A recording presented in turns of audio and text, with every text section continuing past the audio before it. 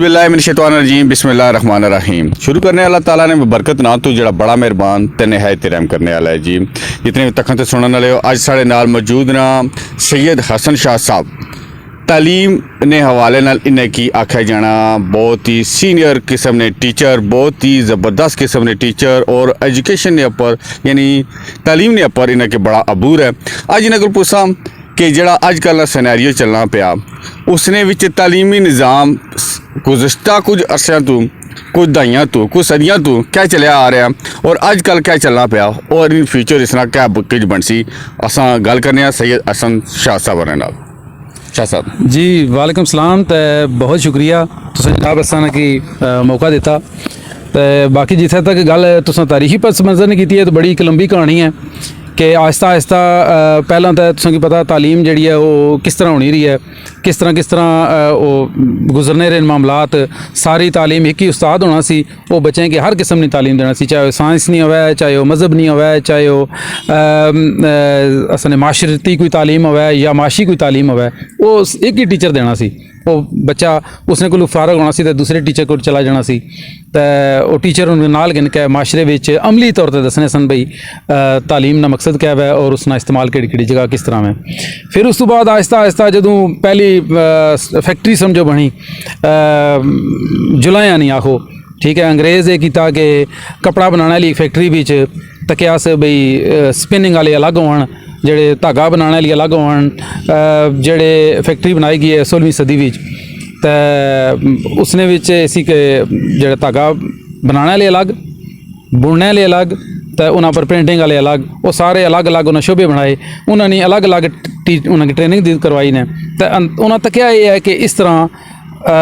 बड़ा प्रोडक्टिव एक अच्छा काम और स्पीडी काम होना कि एक बंदा मुसलसल एक ही अगर काम करने लगे तो वो काम स्पीड नाल कर सकना, बजाय इसने कि एक ही बंदा वो मशीन ना पेच भी बनाया है तो उन्होंने पुरजे भी सारे बनाया है तो मशीन सारी डिज़ाइन करा तो उसने बस नहीं गल वो नहीं सी। तो इस तरह फिर ये होया कि वो जेडे अपर इंडस्ट्रीयलिस्ट ना उन्होंने रुझान वधना गया। ये पहला स्कूल बनया सी कि उन्होंने ट्रेनिंग दे के तो उन्होंने कोई कपड़ा बनवाया जाए,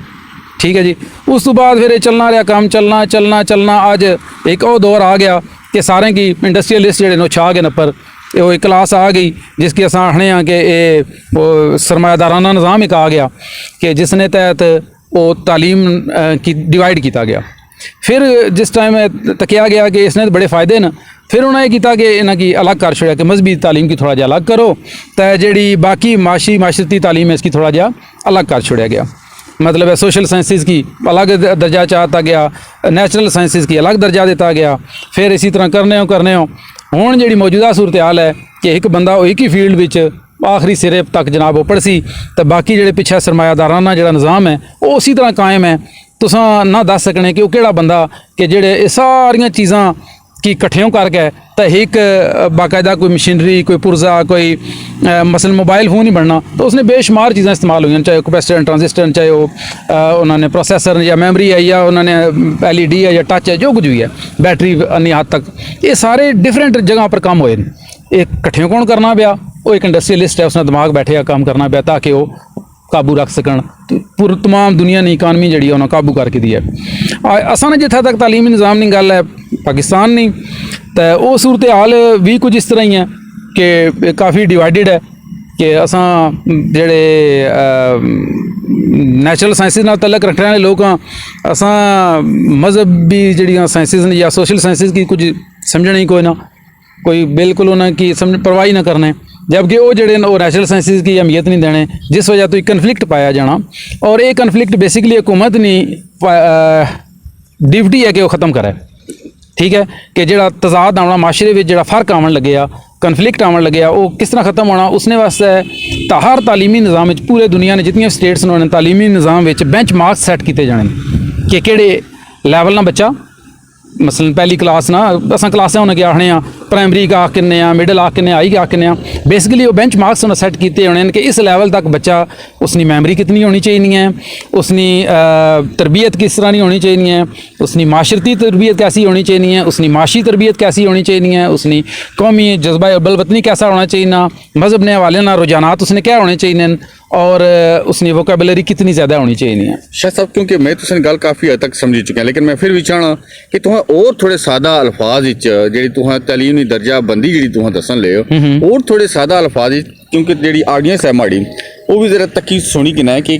शाह साहब क्या बनना चाहने हैं और क्या समझाना चाहने यानी कि तुहां आखने लेवल ना तालीम ने ठीक है, केड़े लेवल ना चलो मैं इस तरह दस छोड़ना कि कितनी उम्र ना बच्चा उसनियां क्या सलाहियतां होनी चाहिए उसने अंदर, उसनियां तालीमी इलम ने लिहाज नाल इन्फॉर्मेशन की सलाहियत क्या होनी चाहिए है, उसने वोकेबलरी की सलाहियत कितनी होनी चाहिए है, उसने अंदर मजहबी सलाहियतां क्या क्या होनी चाहिए और ये जज्बा ईमान किन चीज़ों पर किस तरह होना चाहिए ना। मैं उन्होंने चंद मिसाल भी दे सकना कि मसलन असां ने टाइम विच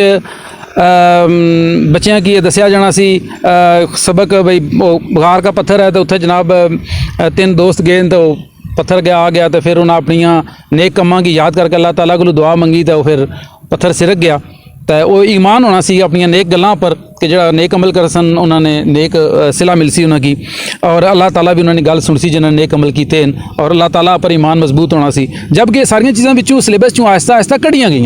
और ये बतदरीज एक तरीकाकार इस्तेमाल किया गया इन्हें कढ़ने वास्तियाँ बच्चों की तरबियत पर असरअंदाज होया गया एक ऐसा समझो कि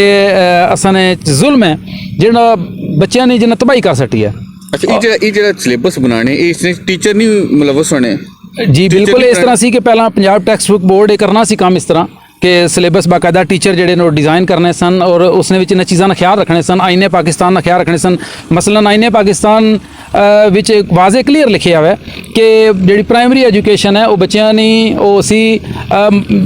माँ बोली च सी या कौमी बोली च सी, ठीक है ना कि इंग्लिश च सी। तो जबकि आहिस्ता आहिस्ता इन्हां इंग्लिश ना रुझान बढ़ाने वास्ते कि बच्चों में इंग्लिश ना रुझान वधा और बाहरी लिटरेचर की समझने की कोशिश करन सारे इस की बढ़ाने की खातर ये किया गया कि उर्दू की अरबी की फ़ारसी की आहिस्ता आहिस्ता ख़त्म कर छोड़ा गया सन सिलेबस विचों। यानी कि जी सिविलाइजेशन सन बेसिकली सिविलाइज जड़ियाँ जबाना सन उन्हें ख़त्म करके इंग्लिश की इंडक्ट किया गया और ये आईने पाकिस्तान ने बिल्कुल खिलाफ काम किया गया और सिर्फ इस वास्ते कि दफ्तरों में ताकि बच्चे जान तो उन्हें सिर्फ इंग्लिश जो पढ़ लिख सकने उन्हें नौकरियाँ मिलन दुआ की नौकरी ही ना मिलन, ठीक है। वो फिर सारे इंग्लिश पढ़नी शुरू कर दी। उसने वास्ते प्राइवेट स्कूलों की थोड़ा जिहा रुझान ज़्यादा है, बच्चा पैंट शर्ट पा के तो प्राइवेट स्कूल जाना शुरू करते इतना इंग्लिश पढ़सा तो असें नौकरियां लभ जासन। फिर जिसलै तक ने हुण हर पासे अंग्रेजी आ गई है तो हुण फिर ये तरीक़ाकार बनाया गया कि हुण बच्चों ने जहना पर असरअंदाज होया जाए, उन्होंने तरबियत की ख़राब किया जाए। उन्होंने आहिस्ता आहिस्ता ये निज़ाम मुसलसल उस साइड पर जान लगे मुफ्त किताबां दे गए जिसलै कोशिश की गई है कि इन्हां की खरीदा जाए। एक अचानक जनाब अद्धी राती पता लगना सी कि पंजाब टेक्सट बुक बोर्ड ने जनाब चेयरमैन साहब जेडे नो फारग हो गए तो कोई चेंज हो गए कोई दुआ उसने जी आपसी उसकी फारग कर दिया गया। फिर जिसलै तक कि पूरी टीम है आईने पाकिस्तान ने तो बारों बार जाने की कोशिश नहीं करनी उस हद तक। फिर फ्री किताबां की शक्ल विच बच्चों की सिलेब प्रोवाइड किया गया, जो बड़े गरीब बच्चे हैं तो फ्री किताबां दो। फिर वो सिलेबस उन्हें आहिस्ता आहिस्ता चेंज करके वो लागू कर छोड़ा जिसने तहत अस हुण पढ़ाने लेकिन इसने जस्ट बच्चों की इन्फॉर्मेशन या वोकेबलरी तो इंप्रूव हो सकनी है लेकिन तरबियत खत्म नहीं हो सकनी। तुहां तक उसी कि पहले दौर में और हुण दौर तरबियत कितना फ़र्क है, ईमान कितना फ़र्क आ चुका। बच्चों की पता ही को नहीं, बच्चों को कुछ सोचा अपने मजहब ने बारे उन्हें पता ही नहीं होने लगा। तो उन्होंने अपने साइंसदानों ने बारे अपने मैथमेटिशियंस ने बारे पूछो उन्हें पता ही नहीं होने लगा, ठीक है। कि जो मैथ्स ने जिन्होंने हुण तक न्यूटन आइनस्टाइन या स्टीफन हॉकिंग तर्जुमे करने रहे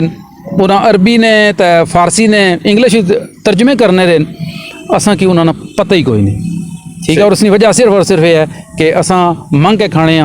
और कदे भी असां चूज़र ना हो सकने, मतलब असां अपना आप तो असां कुछ भी नहीं। बेहतरीन राय एक बेहतरीन राय तालीमी निज़ाम वास्ते कोई तुसानी नज़र विच बेहतरीन राय तो यह है कि सब तो पहला तो जितने भी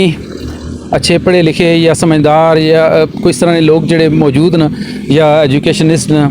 जिन्हें अच्छे लैवल पर काम करन लगे लोगों वास्ते करन लगे बाहर मुल्कों वास्ते जा करन लगे अच्छी क्रीम असां चली जानी है बाहर